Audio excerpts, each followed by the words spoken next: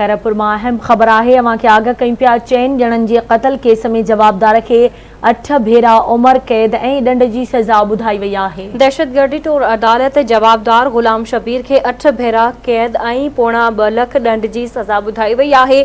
साॻे केस में 3 जवाबदारनि के ज़ख़्मी करण ते जवाबदार के 17 साल वधीक कैद जी सज़ा ॿुधाए छॾी आहे। अहम ख़बर अवां खे ॿुधाए रहिया आहियूं। खैरपुर मां 4 ॼणनि जे क़त्ल केस में जवाबदार के 8 भेरा उम्र कैद ऐं ॾंड जी सज़ा ॿुधाए छॾी आहे। दहशतगर्दी टोड़ अदालत जवाबदार गुलाम शबीर के 8 भेरा कैद ऐं पोणा 2 लाख ॾंड जी सज़ा ॿुधाए छॾी। साॻे केस में 3 जवाबदारनि खे ज़ख़्मी करण ते 17 साल वधीक कैद जी सज़ा ॿुधाई आहे।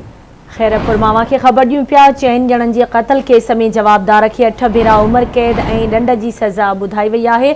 दहशतगर्दी टोड़ अदालत जवाबदार गुलाम शबीर के 8 भेरा कैद ऐं पोणा 2 लाख रुपया ॾंड जी सज़ा ॿुधाए छॾी। साॻे केस में 3 जवाबदारनि खे ज़ख़्मी करण ते जवाबदार के 17 साल वधीक कैद जी सज़ा ॿुधाई वई आहे।